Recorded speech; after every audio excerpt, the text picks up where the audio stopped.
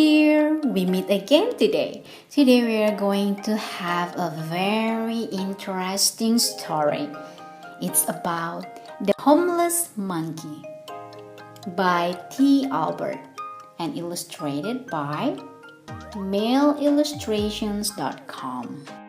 What is the title for our story for today? Yes, The Homeless Monkey. Are you ready? Let's start.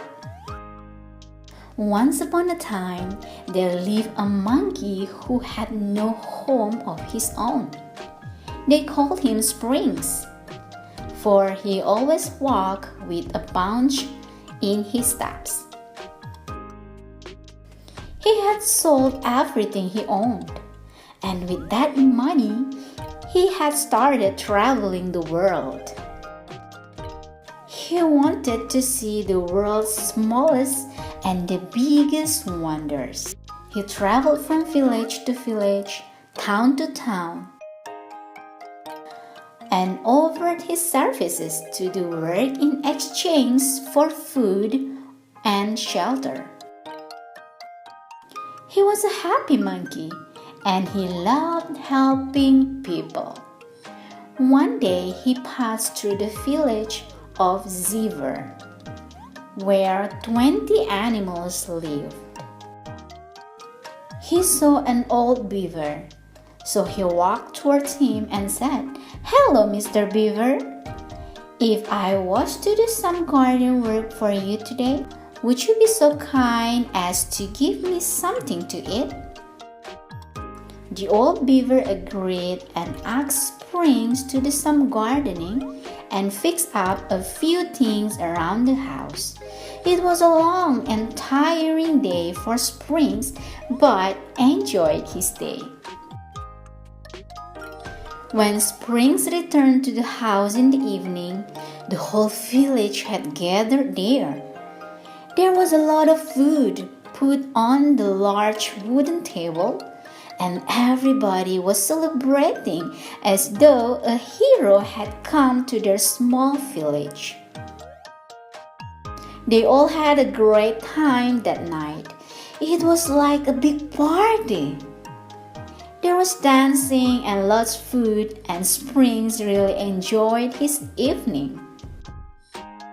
The following morning, when Springs was ready to leave, the old beaver approached Springs with tears in his eyes and said, "Thank you for joining us for dinner.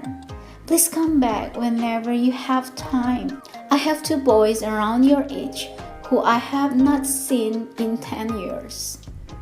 Spending time with you reminded me of my boys." Springs did not know what to say, so he just hugged the beaver, just like he would his father, and set off on his way with a promise to return one day. Springs had been walking for some time and was tired. He saw 2 highway robbers who pushed him down and took his bag away. When the robbers looked in his bag, they only found a rope, some tools, and some bread. They threw his bag on the ground and ran away. Springs picked up his backpack and continued on his journey. He started to think about all the good and bad in the world. The road was long and winding and finally led him to a dark forest. The only way he would continue his journey was to walk through the forest. Springs walked for more than an hour, and then he realized he was lost. He decided to climb up a tree to relax and eat some of the bread the villagers had given him. Suddenly, Springs heard some voices shouting for help. "Help! Help!" He climbed down from the tree and ran in the direction the voices were coming from.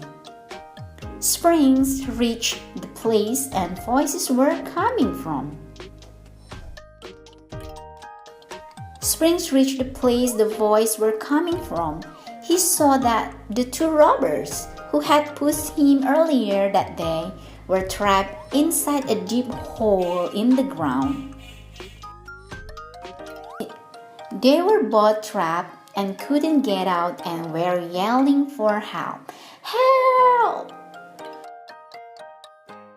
Springs quickly reached into his backpack and grabbed the rope that was inside. He tied one end of the rope to a tree and threw the other end inside the hole. The robbers both quickly climbed up the rope to safety. The robbers were amazed that Springs had saved them. One robber asked, "Why did you help us? We pushed you and tried to rob you earlier." Springs replied, "There are good people and bad people in this world. The good people do good things and bad people do bad things. I have decided to be one of the good people." The two robbers were amazed by Springs' reply.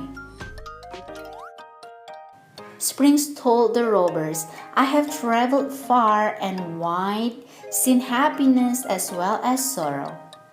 I have met all kinds of people, good, bad, old, and young.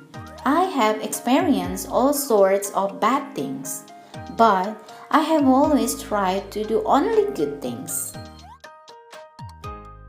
As Springs was leaving, he gave the two robbers some bread with a smile and said, "I hope what I have said today will help you realize that there is always a way to live without causing harm to others." The end.